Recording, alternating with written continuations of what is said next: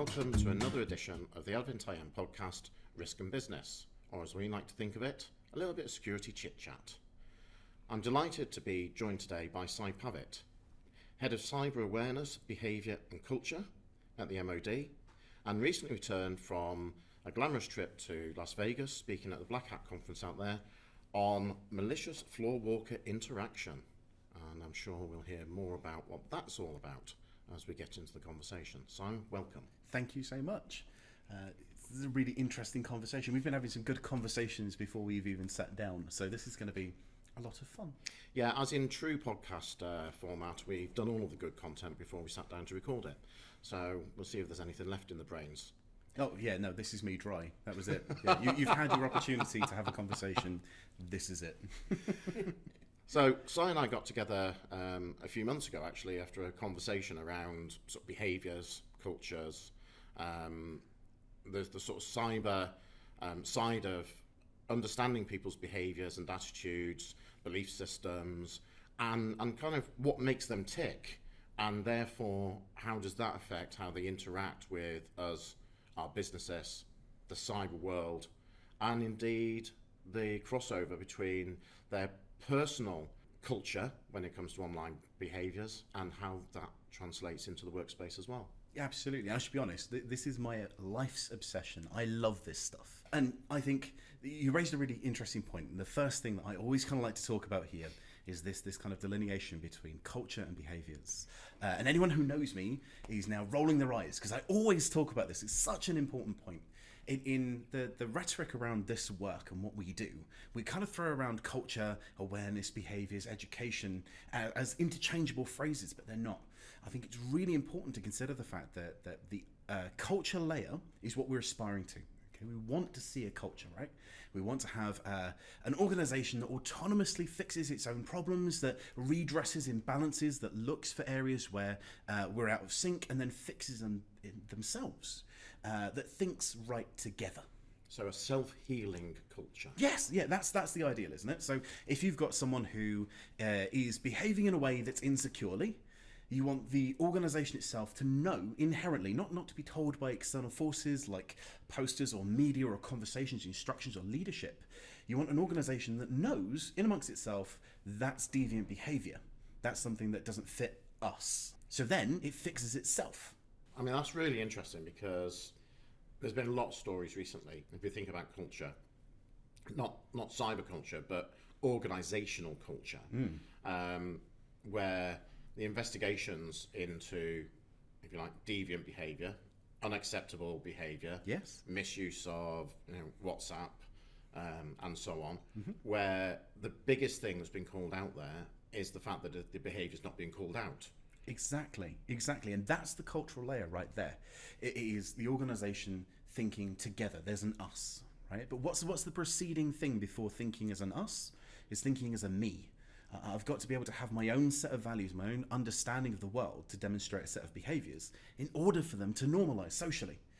We can't think as an us until we have an us, and we can't think individually until we can't think as a group until we think individually first. And then we normalise those individual thoughts. So really the focus right now needs to be thinking about what behaviours are deviant. I keep saying the word deviant. I hope you know where I'm coming with that. I don't mean deviant as in dodgy.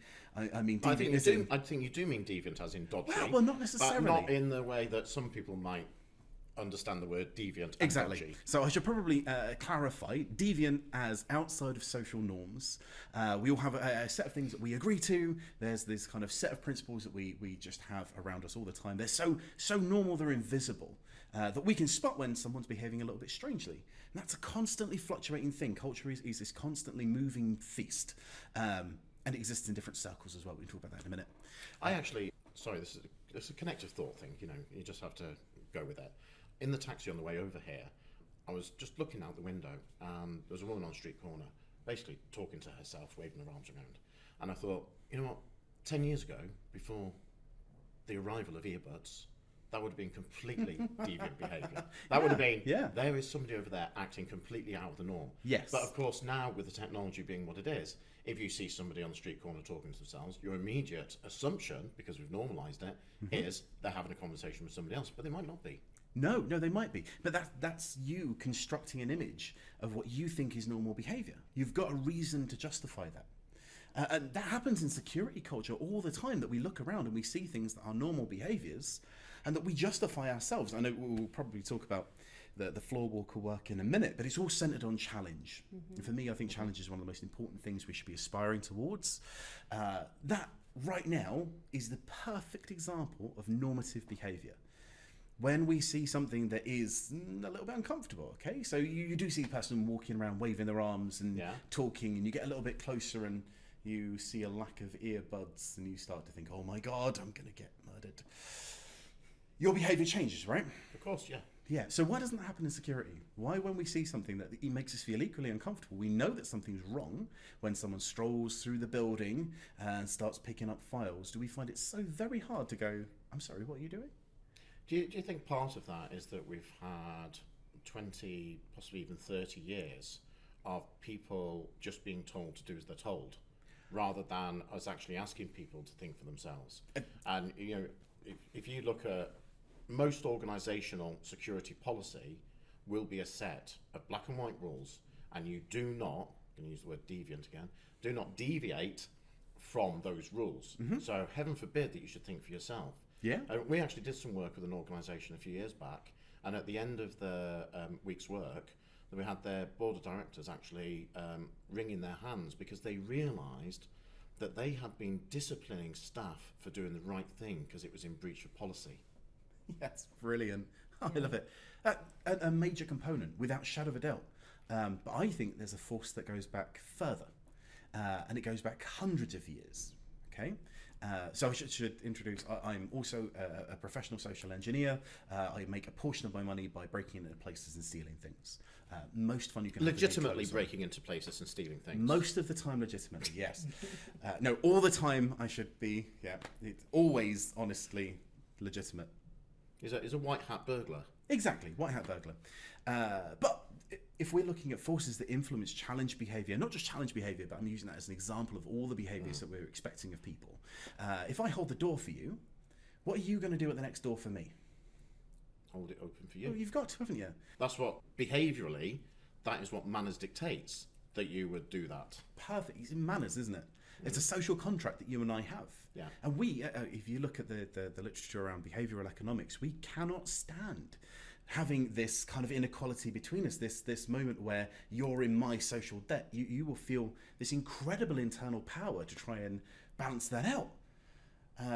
But it works the other way too. If we are in a state of social balance, you will do anything you can to not rupture that balance. And calling someone out and saying, you've not got your ID on, or saying you probably shouldn't be plugging that USB stick in, is damaging that balance. So this is something that's hardwired into us as humans, that it goes back way before the advent of the technology we're talking about today. Yeah. This has got nothing to do with IT, it's got nothing to do with cyber. This is pure human instinct, pure human psychology we're talking about. I agree entirely. This goes back thousands upon thousands of years from when engaging in pro-social behaviour. If I give you a bit of the warmth of my fire, we're going to be friends. You probably aren't going to hurt me as much as you would have if we were enemies.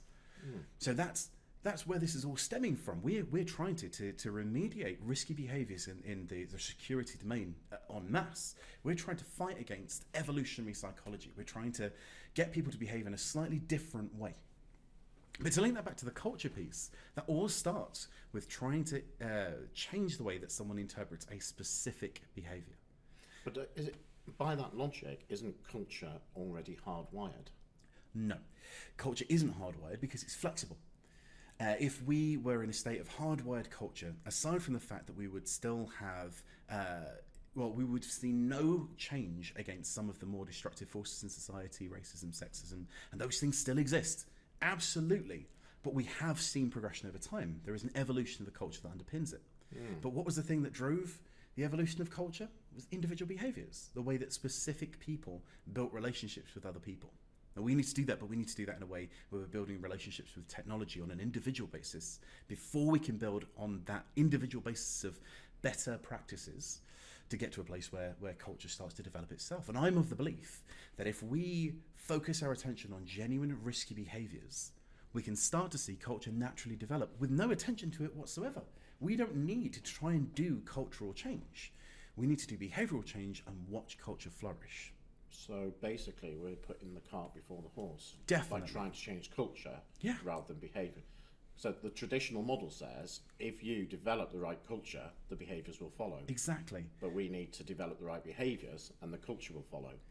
And even beyond that, the research and literature, if you look at the classic Edward T. Hall's model of culture, right, the iceberg, you've got all of this stuff sitting beneath the surface, the value systems, even things like aesthetics, the way that we think looking works. I'm, for those who are listening, obviously, I'm in a polo shirt in the nice, glamorous main building in London. I am almost deviant because I stand out because of that. That's normative behaviour, whereas what we're trying to drive towards is something that normalises the secure behaviour. Yeah. So if to do that, if I try and tell everyone that culturally speaking, polo shirts are okay, well, that's going to be a really hard sell because I'm one person wearing a polo shirt and everyone around's wearing a suit. If I get, So you're the oddity. I am the oddity. Well, that's the usual, yeah. But if I persuade people one by one to wear a polo shirt to work, and I can use a variety of techniques to do so, but I can persuade a small group of people. Eventually, more people will say, okay, well, this is starting to become a socially acceptable behaviour. And then I can drag more people down the line of thinking that way. And eventually you'll hit critical mass and it will turn over. So even if you're talking about something as abstract as aesthetics, the way that we look, the way to drive is the top of the iceberg, the bit that pokes out of the water. That's the behaviour. Because you can only interface with culture through behaviour. So we see this both in a positive and a negative way in society generally, don't we? Yeah. Certain behaviours at first appear the oddities, then it gains a critical mass. We saw it through COVID, and there would be extremists, anti-vaxxers, etc. Unless you're an anti-vaxxer, in which case I'm the extremist. But it starts off as an abstract concept, and then more people buy into it, and eventually there's a critical mass, and suddenly it's the truth. Yeah. And I found it fascinating actually through COVID that in the first lockdown, people were coming on to video meetings still in a suit, shirt, and tie. And then, well, the top half of one. Yes, right? yeah. And then the tie went. Yep. And then the shirt became a polo shirt. And what's really fascinating is actually coming back out of COVID, back to face-to-face work, there are more people dressed, I suppose what you would just define as smart casual in the workplace than there ever were 3 years ago. Without a doubt. Because it's become normalised that we can dress this way and still do work. Yes, but one person had to change the behaviour first. Yeah. There were people in any given social group who usually a kind of prototypical leader of a group will lower their standards with their dress. And everyone goes, okay, I've got social permission, I'm allowed to do this now. I can take it maybe one notch a little bit further. And it's not a degradation, it's an evolution of that kind of thing. So if we want to do that in the opposite direction, we want to increase standards. Do we start with those people who have got the authority and get them to be the exemplars rather than the mass education of the workforce and expect everybody to up their game from day one? Okay, there's 2 points here which are really cool, and I don't want to forget one, and I'm guaranteed if we talk about this, I'll go down one rabbit hole and I'll completely forget the other, right? So I think there's a question here of what is authority, absolutely vital. And then the other one's already gone. My God, wish I understood how that worked. Anyway, we'll talk about authority. The authority point, we associate authority with pay.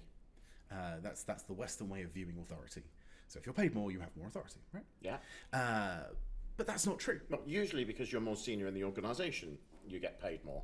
So it's your position and pay, and that sort of the fact that we use these scales, don't we, to indicate seniority. We do. So even within certain career groups, you'll go from a technician or junior technician to a technician to a senior technician. Yep, which is kind of directly correlated to the amount of money you're earning. Yeah. Yeah. Now, I think it's money now, and that's an evolution, by the way. That wasn't always that way. It used to be age. didn't it? The older you got, the more you had a sense of gravitas around you. But that's changed significantly. Now it's largely about money. And I'm surprised that we haven't started to figure out that that's not quite right either. When some of the most powerful people in society are a voice. They don't even have a face. They're a voice or a picture on Instagram.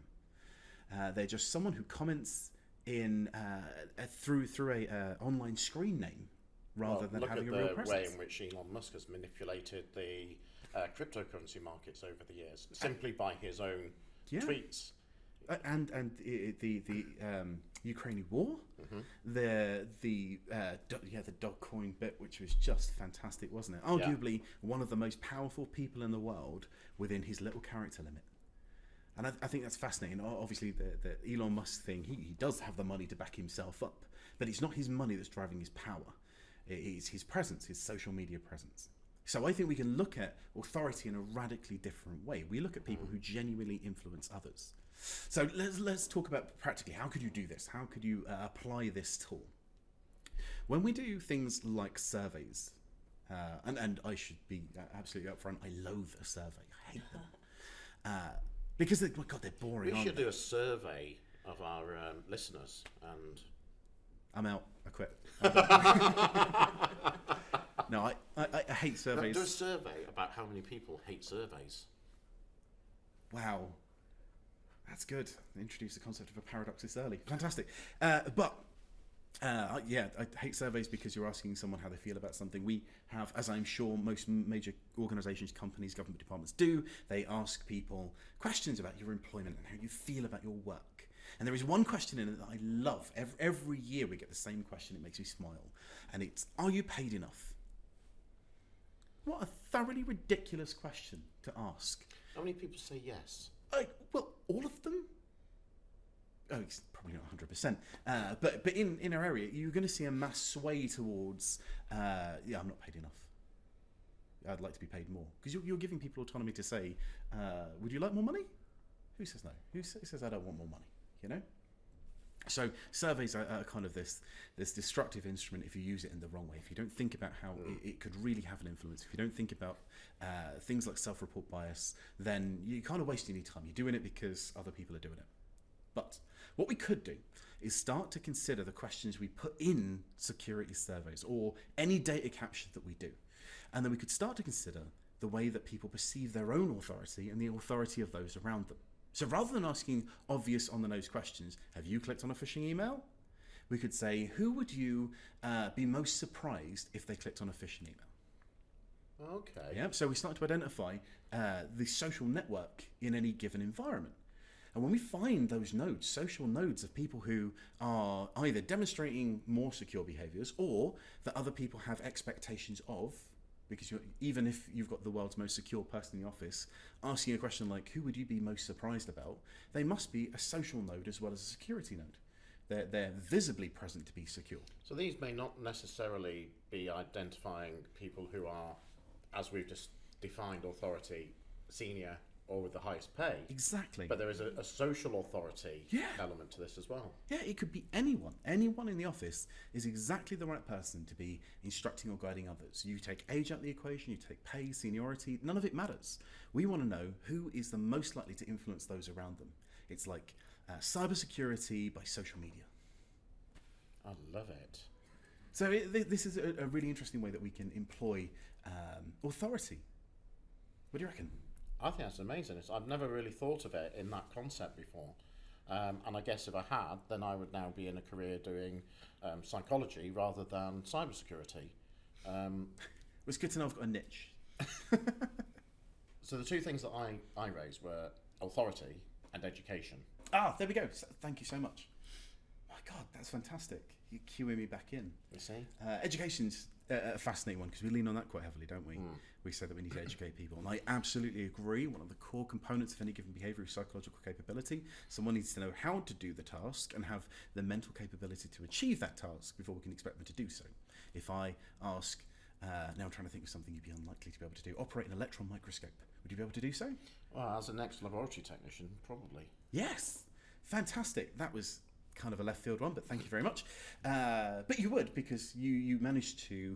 biomedical scientists, as they're now referred to. Very flash. Yes. Yeah. We were talking about euphemization earlier on, weren't we? We were, yeah. But you gave me a rationalization of why. So you've got the psychological capability or the knowledge to be able to do so. Mm-hmm. If I ask other people, if I stop people in the street and I did, a bit of data capture like that, people are going to say, no, you're off your rocker. Why would I know how to do that?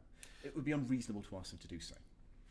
My son, I had a conversation with him recently. He went to stay with my daughter who lives in a rural location. He could not understand why he can't get an Uber. So, Yeah. why isn't there an Uber available from this location? And the idea that he actually had to phone a cab company and pre-book a taxi was completely unfathomable. Yeah. And that's just because that's the world in which he has he's evolved into, that world where that technology has always been available to him. He lives in a city, he lives on the outskirts of Newcastle. Yeah. So of course he's used to 24/7 fast food, an Uber being at the click of a button. But that's not normal in other people's lives. No, but what you've got there is someone who immediately is lacking the psychological capability that they don't know that they don't know that. But as soon as you tick the box and say, you can't do that, there is no Uber out here, they go, all right, fair enough, I'll find a new way around it. It hasn't stopped their ability to travel, it hasn't damaged their opportunity to do something, has it? Actually, my daughter had to book the taxi for him because he just couldn't get his head around the concept. That's a whole different thing. I really shouldn't be talking about this live on air, but he won't listen to my podcast because I'm an oldie. All right, so you can say anything. Yeah, I don't have authority in his world. The point I'm trying to get across is about, in that case, you give someone knowledge, they can remediate the problem. Right. Yeah. So is this what we used to refer to? You go through that journey from unconsciously incompetent, consciously incompetent, Yep. and so forth. A habit-forming cycle, Yeah. definitely. But what I'm saying is that, is there other forces? Are there other forces that are directly impacting people's ability to behave in a secure way? Yeah. If we look at things like policy generation, and being in government, I love policy generation just like anyone else. And we make long, winding, interesting, complex policies that cover every eventuality for an organisation of 244,000 people, covering about 3 million people when you consider service families and veterans and cadet forces. Okay, so we're trying to create a book of rules that is for 3 million people. It's a big book. That's a big book. Yeah, we've got a lot of really interesting rules. We're talking about people with different languages. We're talking about people who come from different parts of the world. We've got a global footprint. We're talking about deployed on operations when people aren't on operation, when they're at home doing whatever they do.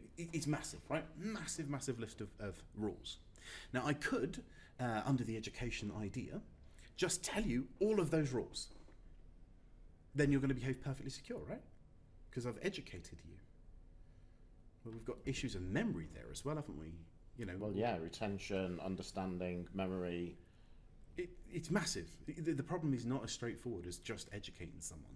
It's about tailoring, and you know this. I know you know this better than most. It's about finding the right way to communicate the right information to the right person at the right time.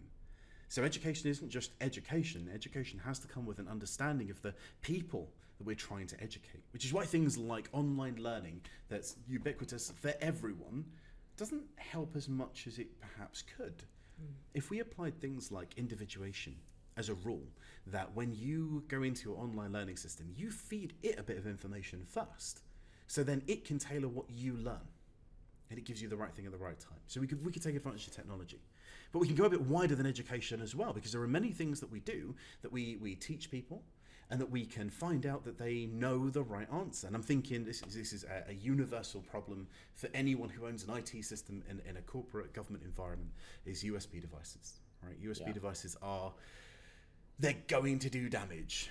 It's the easiest way to load malware onto any given system. Since the floppy disk. Exactly. Even easier than an email, because I need you to click on an email. I don't need you to click on a USB stick. I can plug it in if you won't plug it in for me, and odds are I can persuade you to plug it in for me anyway.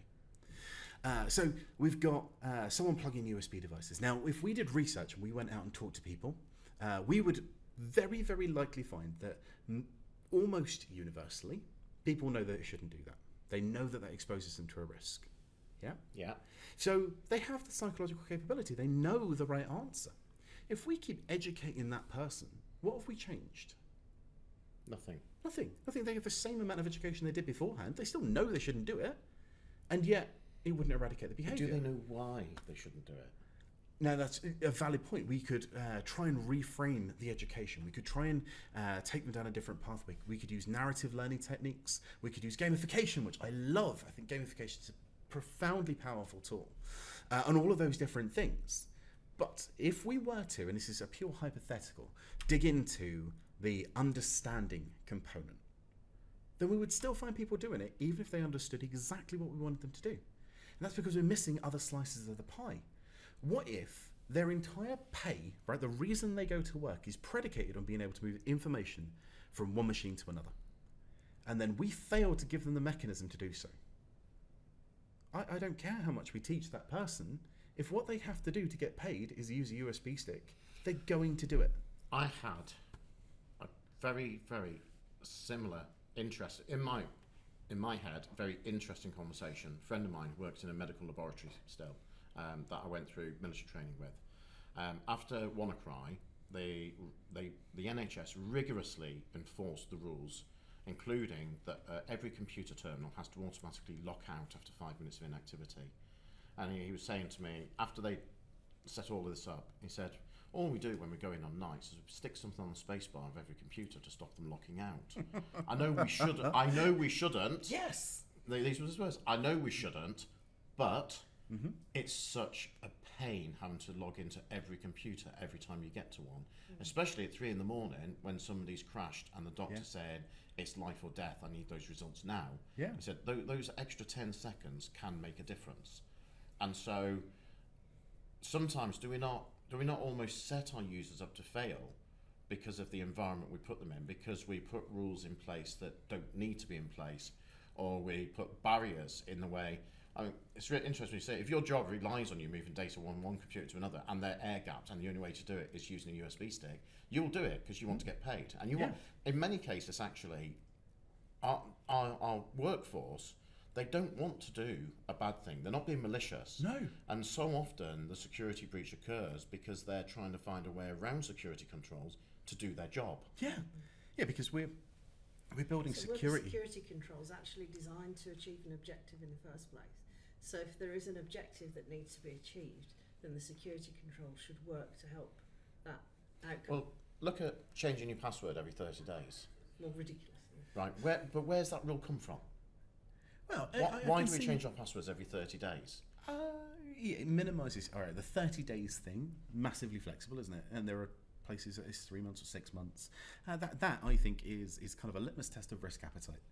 That if you're in an organisation that forces you to change your password into a 12-character random digit password that you've got to remember on their 7 systems and it's done every 30 days, they have zero risk appetite. There is no way that they're willing to take any chance because they're afraid that maybe it's exposed on a breach. But you can look at it on a spectrum, can't you? Because I also appreciate the other end of that spectrum being you're given one password that's 5 characters and then you can work it for 20 years and then when you're done you hand that password over to someone else. We've got to find a middle ground, right? We've got to do something in the middle. Well, maybe, but my point about the passwords is actually it was one of those rules that was thought up in the early days of computing that was thought to be a good idea, and it was one of the rules that stuck. Many other ones didn't stick. They just happened to stick. And even GCHQ now say it is counterintuitive to make people change their passwords all the time, because over time it degrades their capability to keep thinking up good passwords. Without a doubt, yeah. And so that's the point, is that sometimes we're following rules because we've always done it that way. Not necessarily because those rules make sense, or that in today's environment, as opposed to 30 years ago, that those rules continue to make sense. I agree. So if we're looking at something that's talking about people's behaviours, right? People, what they actually do is always going to trump any strategy or policy that you try to put in place. That's always going to be the way. So by taking the same approach with security and saying, I'm going to look at the behaviours that you carry out and therefore try and make sure that this is going to work with the policy, and then that will become the culture. because the culture will be what people do. Yes. You don't make a culture.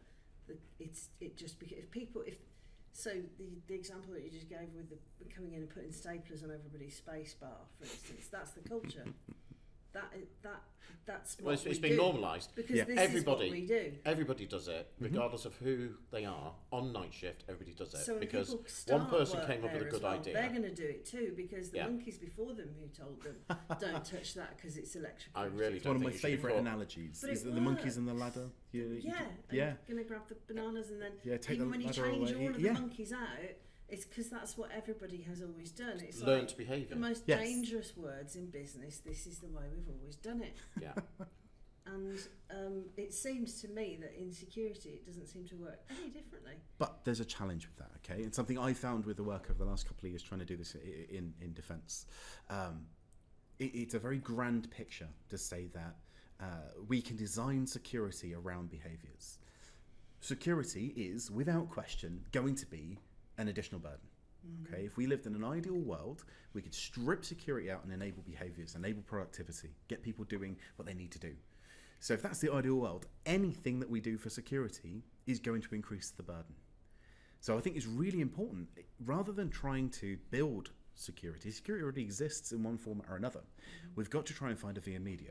We have to find a way to determine risky behaviours, understand what they are, and then attempt to impact those behaviours. And this is where I'm going. So education is a portion of that, but so is capability. You need to have the physical assets to be able to do your job. If we've got someone that's moving data using a USB device, great, give them an authorized cheap-dipped USB device. If we've got someone who needs access to a certain system regularly, working in a hospital, let's find a way to empower that. Maybe we use biometrics. It doesn't take that long to type in. You just use your thumbprint and you're in. Yeah. Or you could use facial recognition, which is kind of built into Microsoft now, so you wouldn't even feel the kind of friction of that process. So we could lean on that. Yeah. But there's something even more powerful than those two things, all right? Something that is probably the most powerful force on Earth, and that is motivation. Why should I bother? And security always degrades motivation because everything is just another layer of friction. Whatever we're asking people to do, if we want people to challenge one another, well, it's deviating from this kind of, well, I just want everyone to have a nice life and I want to be friends with everyone because that's safe. If we want people to report something, well, now I have to take time out of my day to write a report. Even if it's 2 words, bad thing happened, or whatever, it doesn't really matter. It's still a friction that wasn't there before. In some cases, actually, I think it's even worse than that because people are expected to report when nothing has happened. Near misses. Yeah, exactly. My original. And I mean, there is a place for near miss reporting. Yeah. In if it's done well and if it's in a known blame culture and it gives us a so what at the end of it. Yep. But if we're just ticking a box because that's what we're meant to be doing now, then it's a pointless exercise. And people see that it's a pointless exercise. And one of the things I hear a lot in organisations around near-miss reporting is we do these reports, but we've no idea what happens to them. And we don't see anything as a result of it. So, of course, their motivation is degraded because now they feel like they're on a treadmill. Yeah, exactly. And I think the same is true with reporting. Forget near-miss, which is massively problematic. You look at parallel industries, the aviation industry, space industry, nuclear. Near-miss reporting is so hard to get people to do well. Because, I mean, when someone's fallen down a hole, you have to tell someone about it. That's they're still down the hole. Get them out of the hole. But when they nearly fell down the hole, well, we don't have to tell anyone about it. It's now my own volition to do that. Yeah. But motivation is still the factor. Why should I want to do that? You alluded to earlier on with education. We can tell people the right answer, or we can tell people why the right answer exists. That's a really important factor, but motivation can come from a ton of different directions. We can try and tweak people's motivation by getting them invested in something. And that's why I think gamification is really powerful. Outside of the education arena, we can give people a gamified, a dual reality of where they are right now. Whatever they're doing, we can add a gamification layer on top. If we're asking them to, for example, fishing exercises, okay, but have a love-hate relationship with fishing exercises. I don't want to seem just negative, all right? Fishing exercises do have a place, without a shadow of a doubt. It's just right now they're in the wrong place. My challenge with a lot of fishing exercises is that they're then used as an opportunity to beat up the staff. See, you mentioned blame already. Rather than a learning opportunity. Yeah. And very few organisations after they've run a phishing exercise, will go and spend time with staff who have interacted with the phishing email and ask them the why. Yeah, yeah. What were you doing at the point at which you interacted with this? What was the environment like? Were you distracted? You know, was there a lot of background noise? Was it straight after you came back from lunch or first thing in the morning? Actually, we get more from that conversation than we do from just the exercise alone. Without a doubt. And absolutely think about where we've been for the last couple of years. The amount of pressure that people have been under. Yeah. You know, move their work environment. You know, they may not necessarily want to be working from home. They may be working on their bed or on their sofa. Or members of their family might be seriously ill or have died. The children in the background walking in and out of your Skype meeting. Really stressful. Without a doubt. Stressful. And all your cues are shifted as well. So even if you were particularly competent at doing that So in one context is setting, important. fundamentally important. Well, Context is what really COVID did was it fundamentally shifted your competency framework, because you took people who, you know, for years they'd had this structure. They got up, they went to work, they did their work, they went home, they had a commute that was a break in thinking between work and home. And suddenly, work and home are the same place, the same environment. And there's a whole new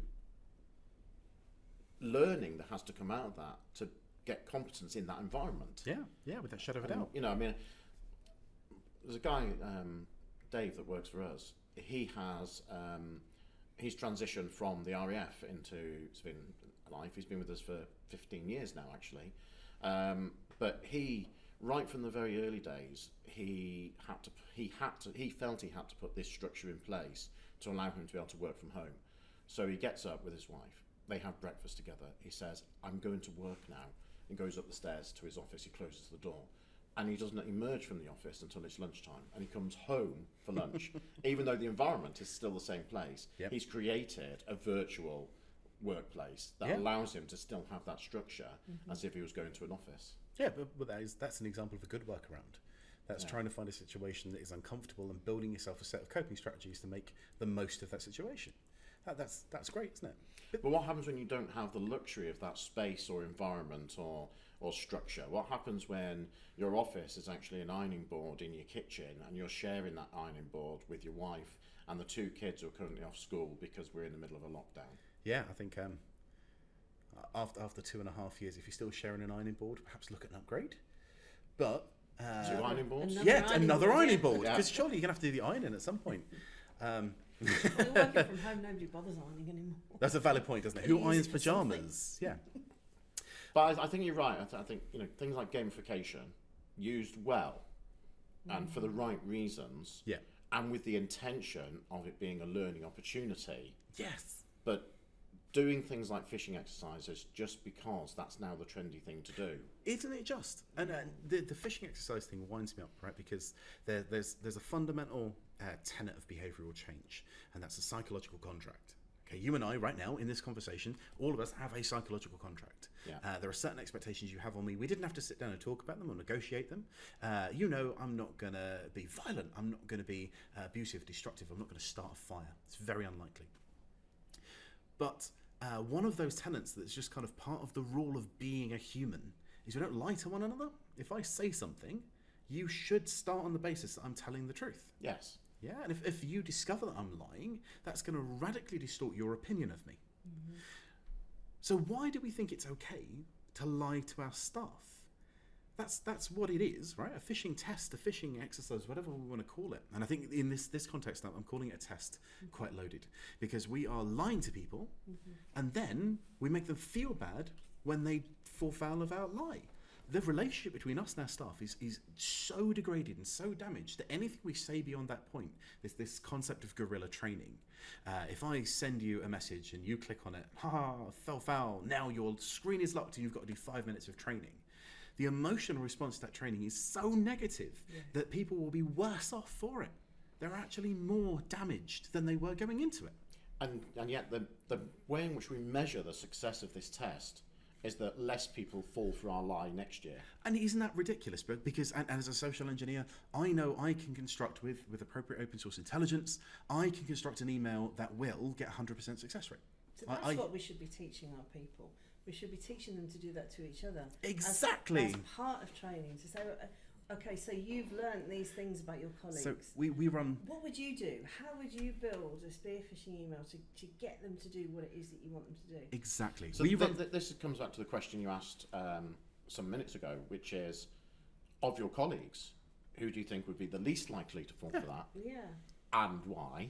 And the other side of it is, and if you were going to try and make them fall foul of it, What would make them? them? Now there is a danger with this, and I love it, and I've taught classes before where I use that, where everyone kind of pings someone else, and it's like Secret Santa of phishing, and it's great fun. Okay, if you've got a compliant, interesting, engaged, and consenting group, the minute you strip consent out of that, you're still breaking the psychological contract. So what we need to do, and this thing that we're delivering here, is reverse phishing exercises. Okay, one of my tactics for doing this. I'm not going to lie to you. I'm going to give you blanket consent to lie to me. And then if you lie better than all of your friends, I'm going to give you a prize. And the prize is intangible. It's not real. You can't put your hand on it, but it's status. It feels good to have won the challenge. And this reverse phishing exercise exposes you to different strategies. We have people that do research on how to better do this stuff. And the more exposed you are to the mechanics of deception, the more you are exposed to the mechanics of influence, the less likely you are to fall foul of them, because you can observe them that much easier. And we've just got open competitions. All right, fish us. We've got a phishing inbox. You fish us, we'll tell you how you did. And it's a really nice little exercise. And the other side of this, and something that I think is incredibly important, is stripping the deception out as much as we possibly can. So we do run outward-facing phishing exercises, okay? But the first email you will receive from me is a picture of a fish that says, "This is a phishing email. Please action." There's no deception there, right? I've just said to you, this is a bad email. You've got to do something with it. Please action this. So staff go, all right, okay, report phishing. Click the little button, off it goes. Great. A little while later, we'll come back and go, well done, you did exactly what we expected you to do. Do you want to go up to level 2? They go, oh, maybe. Do you know, if they say no, I don't care. I'll just keep sending them the first one. Sooner or later, curiosity will bite, and they'll go, oh, all right, we can go up a level here. I wonder what it is. What is level 2? Now I've got consent. Yeah. Now I can start to do very soft deception with them using basic tactics, and then we send them an Office 365 email with Office spelled wrong. They go, all right, yeah, easy, got you. Caught you out, didn't I? Brilliant. Would you like level 3? As autonomy builds in, we can get up to incredibly complex deceptive emails with our players. Yes. Then they have 100% consent. They want to do this because they want to catch me out. Yes. And it's just this lovely way of using consensual deception. It's really interesting because in the leadership world, we talk a lot about good leadership involving positive regard. So even when people get it wrong, they're not bad people. Exactly. And you can't go through that onion layer to the core of them as an individual and say you're a bad person because you got it wrong. You have to understand, the hows and whys, the mechanics of what went wrong, and help them not to do that again. But they probably haven't deliberately and maliciously got it wrong. No, exactly. And so you have to, that conversation, when you're saying to somebody, you are not behaving according to my expectations, your work is not up to the standard at which I expect. Yeah. There are several things that need to have taken place in order for that conversation to be appropriate. The first one is, were you explicit in setting your expectations in the first place, whether it's behaviour, attitudes, standard of work, etc. And then the other is that you have to have that conversation maintaining positive regard. Yeah. I am not having this conversation with you because you're a bad person. I'm having this conversation with you because this is not according to the expectations. Yeah.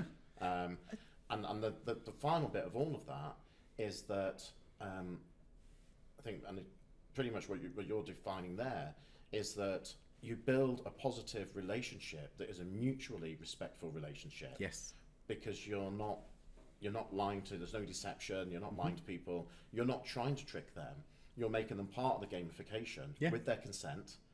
And through that consent, I love the idea of eventually, okay, what is level 2? The curiosity, they're actually pulling them into the game through their own volition, rather than forcing them to take part. Exactly. Another major theme that we should be considering if we're trying to intervene with behaviour is autonomy. And I talk about autonomy quite a lot. No one should be forced to do something they don't want to do. So it's our job to try and influence secure behavior to figure out a way to make it something you want to do. Now, this is adjacent to motivation. Motivation is finding the kernel of what motivates you, what drives you. Do we go for intrinsic or extrinsic motivations? Do we find something that is relevant for you? Do we give you incentivization? Whereas autonomy is giving you the freedom to say, actually, do you know what? No, I don't want to do that.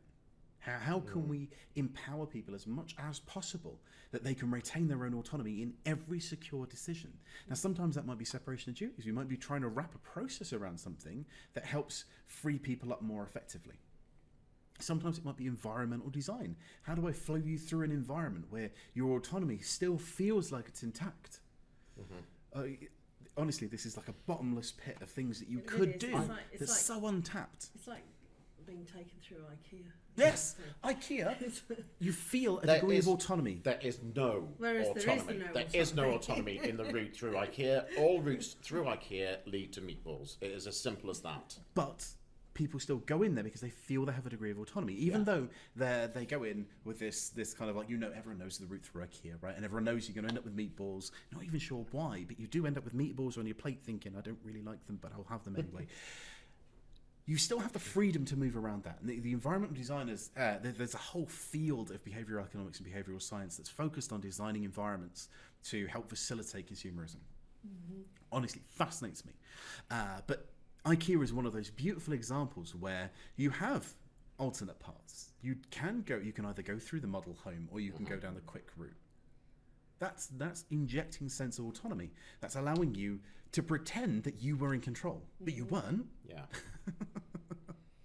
I think, there's an element here of nudge theory coming into play, isn't there? Yes, there is. I think one of the most powerful aspects of nudge is how you approach intervention. So intervention does not have to be on or off. I think the proponents of nudge tend to lean into this concept much better, that we just need to make someone slightly more secure than they were yesterday, rather than I'm going to try and patch human vulnerability, because that's impossible. It's never ever going to happen. And I love that aspect of it. I think nudge occasionally gets overused as a panacea. It isn't. Well, as with many things, no one thing is the panacea. What No you mean, one like thing agile? is the cyber amulet. It's like, and the truth is that there are too many companies out there who are selling their solution, their technology, or their education as being the golden bullet. Of course. It's like, here are these magic beans. They will magically make your organisation secure overnight without you having to do any hard work yourself. But and anyone who's listening to this looking for the right answer to change behaviour, spoiler alert, there isn't a right answer.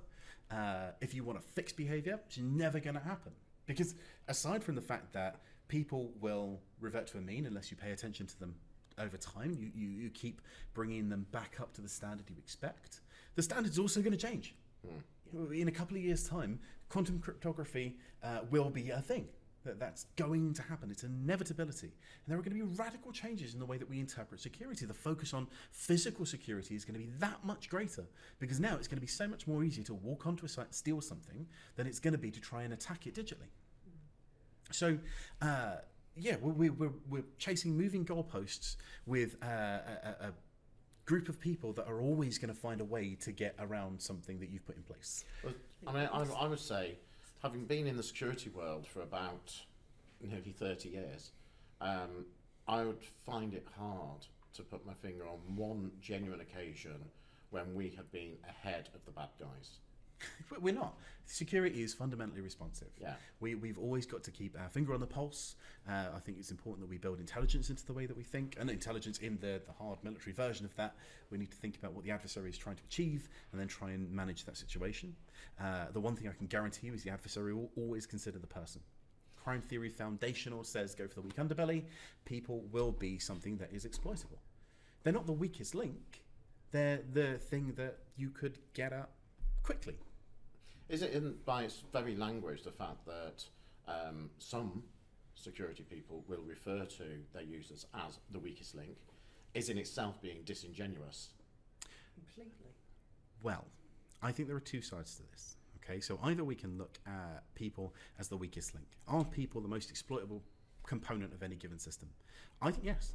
I think people are the most exploitable component of any system. The reason why I think that phrasing is problematic, who cares? It genuinely does not matter.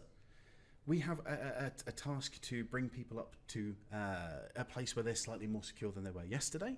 I think the most damaging component of this kind of weakest link thinking is it makes you take people for granted. It makes you think that people are a problem and they're always going to be a problem. Let's not worry about that. Let's invest in other stuff. But that's the language that is used. But that is It the is. language that's being Exactly used all the what's time. happened. The users are the problem. We hear PBCAT. we hear people in the IT industry referring to their own users as the stupid user. Well, look, do you know that I'm interested, right? This is good fun. Little game, right? I love gamification. Do you know what picnic is? Have you heard of picnic? I have, but off the top of my head, I slang. can't.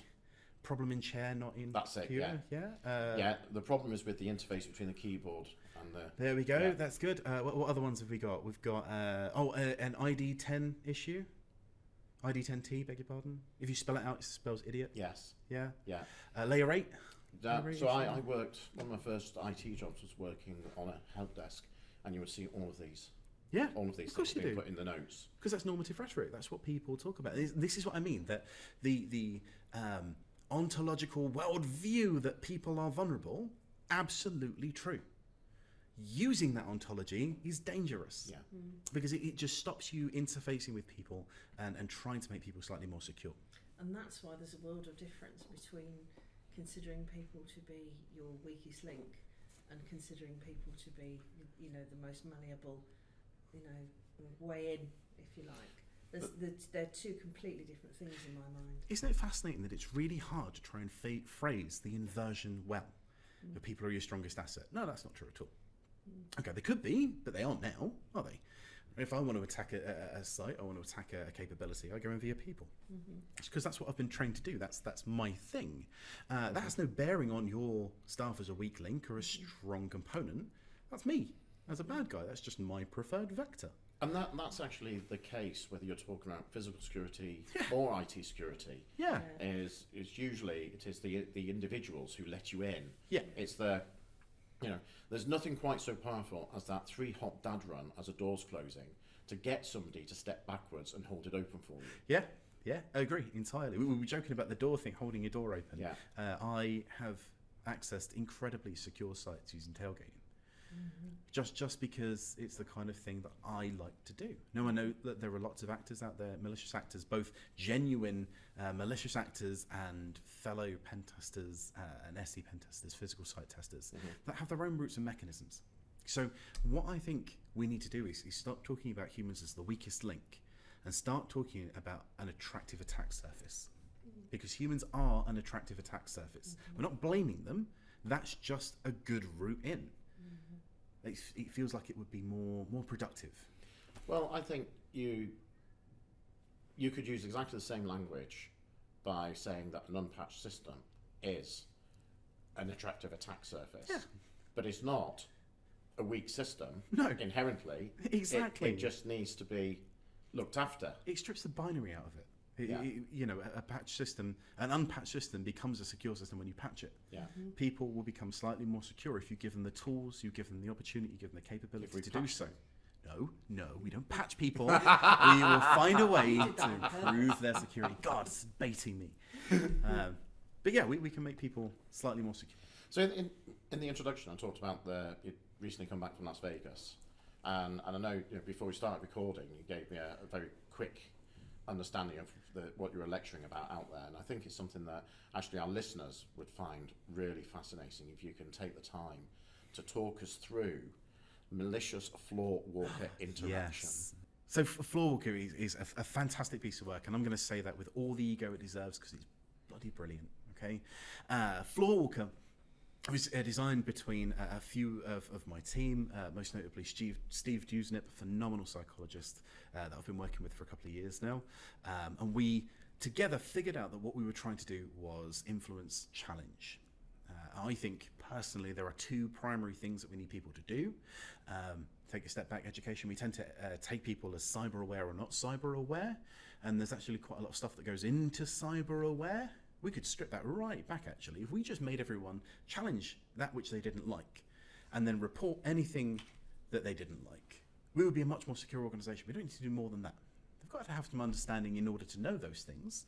But even without that understanding, if we said there are 2 things I want you to do, yeah, say it, see it, sorted, done. Someone else has used that phrase, haven't they? Yeah. London Underground. Anyway, the point is that those 2 really powerful forces, challenge and report, are the 2 things we should be focusing on. So first off, Steve and I really dove into challenge. How can we influence challenge behaviours? And we looked at the fact that there are lots of factors that kind of go into your ability to challenge something. First off, do you see something that deserves challenging? Maybe there's a gap in knowledge. Maybe there's you just didn't see it. If someone walks behind you, you don't have eyes in the back of your head, you can't do anything, right? So maybe that's a factor. Maybe it's perception. Maybe you see someone walking around who's demonstrating a risky behaviour, but you know them, right? They're fine. Or there could be a gendered factor to this. Women aren't bad guys. Women are lovely people. Or maybe there's a raft of other reasons why you might perceive something not to be a threat. Yeah. Valid reason. And then we've got one that, all right, imagine you do interpret something as a threat. Do you have the psychological tools or experience or practice to be able to convert that "I don't like this" into "Excuse me, could I see your ID?" No. Now, what we thought is through our pen testing experience, it is fascinating how many places we go to and we walk around and we see people, heads pop up, see the eyebrow furrow a little bit, then they go back to work. Okay, they've seen us. They are in that last category. They have noticed us because they wouldn't pop up otherwise. They know we're a threat or their brow wouldn't furrow, but they just don't have that last mile. And that is the most common reaction to when you see an interloper, okay? So we determined that the thing that is missing is a psychological script, the rules for this interaction. We work off of schema as humans. We have to know how to do something before we can do it comfortably ourselves. And that's missing because the only time you get to challenge a bad guy is when there is a bad guy in front of you. That's horrible because you can only get a negative experience. Either you say, "Excuse me, where's your ID?" The person goes, "How very dare you? Don't you know who I am?" Yes. "Oh, I don't like that. That makes you feel bad." Or they go, "Oh no, I forgot my ID. Everything's bad." And you make someone cry, and that makes you feel horrible. Yeah? Yeah. Slightly exaggerated, but you get the idea. Or they genuinely are a bad guy, and things go really, really bad from that point onwards. So there's nothing good that can come out of practicing challenge behaviours. That's why the script doesn't exist. So what we need to do is build the script. So to do that, we need to make sure that we are blindingly obvious, so you catch us, that attention aspect. If we're not obvious, you won't see us. Then we need to make sure you perceive us as a threat, unquestionably, so there is no grey area, we're a bad guy. And then we have to give you the opportunity, on the fly, unengaged, unconsciously, to construct your own challenge. Now the beauty of this is what we did, we made a load of t-shirts, right, that say stupid things on them like "challenge me," or my favorite, my one is "I am lying to you," which is great, and it's in nice big size 72, it really stands out there. And then we'll go up to people and we'll say, "Excuse me, I'm running late for a meeting and I've got to print this document off. Could I," and I'm handing an imaginary USB stick here, "could you plug that in for me and just print off that document? There's only one document on there. It's going to take you 30 seconds. I'm using all the tactics of a social engineer. I'm time-bounding the interaction. I'm building a report, doing energy matching, everything I should be doing. But I stand out like a sore thumb. I look ridiculous." And we get a variety of reactions here. Sometimes we get a giggle. "The bloody hell do you think you are? What are you doing? That's ridiculous." Sometimes we get, "I'm not going to do that. No, I think that's against," and this is wonderful, right? Because as soon as we see that stumbling, someone is in the process of forming a script. They're producing a set of rules that go, "I am not going to allow this. I am a person who doesn't allow these things to happen, and I'm going to say no, and then I'm going to ask for your ID." That's generated a whole new thing that person never had before. Yeah. And that's what the floor walker interaction is. We've seen, after we run this engagement, we can go around a floor plate and talk to loads of different people. We get fantastic humour. We get people laughing and joking along with us. We see some people with a bit of concern. As soon as they realise we're wearing the stupid t-shirt, they go, oh, this is pretend. This is an exercise, isn't it? This is fake." Yes. Which is a version of gamification, by the way. We're creating a dual reality, a game world that the person's inhabiting. When they join us in the game world, they go, "Oh, there is nothing I can do now that would screw up. There's nothing I could do that would be so bad that I can do it wrong," which gives me the freedom and flexibility to try out stuff. We've had people shouting out of windows at us, going, "Look at them dodgy guys, what are they doing? They're obviously doing something." In fact, the name of our talk at Black Cat was no Mr. Cyber Threat. And that was because at one location, we had someone stand up and shout across the floor plate at us, "No, Mr. Cyber Threat, I'm not going to let you do that." That's brilliant. I think we've brought every person on that floor Yeah. plate into this exercise. Every single person around now knows that, A, how to do a challenge. Admittedly, that's not the prototype for it. The prototype is the permission, the fact that you can do Yeah. that. And then we've had a role model talking about authority earlier on. Everyone in that room now knows exactly who the authoritative figure is and what they would do. So now you've got both Yeah. layers happening. You've got the behavioural layer, you've got the cultural layer. Challenge becomes normalised. And there's a common theme running through all of that side is, again, it comes back to you're not treating them as though they're idiots. No. You are behaving with positive regard towards them. Mm-hmm. You are catching them when they do it right. And again, that's another fundamental part of good leadership. Catch people when they do it right. Yep. Because that reinforces positive behaviour. Without a doubt. And you're doing it in a way that is not a lie. It's not a deception. No. You're stood there in a T-shirt that says, "I am the threat, challenge me." Because- Even the USB sticks we use are 3D printed, 100% plastic, so even if they did plug them in, it's never going to cause a breach. And they're bright orange, or glow in the dark, with danger engraved on them. Yeah, so that they stand, the minute they hold this tactile object, they go, "No way, I'm not doing that.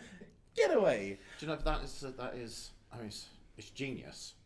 And really, I'm just pandering to his ego, guys. But it is genius. It's working. Yeah. It just absolutely, for me, intuitively, it just ticks all of the mental boxes in my head of leadership, of demonstrating quality leadership, positive regard, catching people doing it right.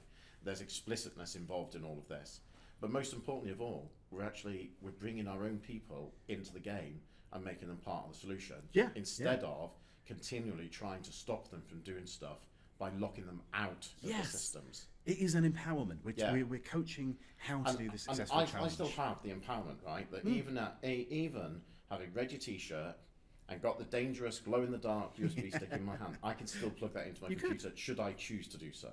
So we're not stripping them of their autonomy. Exactly. So you don't have to go all the way to the marketplace if you don't want to. That's right. And get those meatballs. You can actually turn right and head through storage and Yes. You are free to Cushions. do what you want to do. Now, I am willing to divulge the dirty secret. Okay, no one fails floor walker. Everyone is coached towards a challenge. We've been to places where people. One of the scenarios we use, it's brilliant.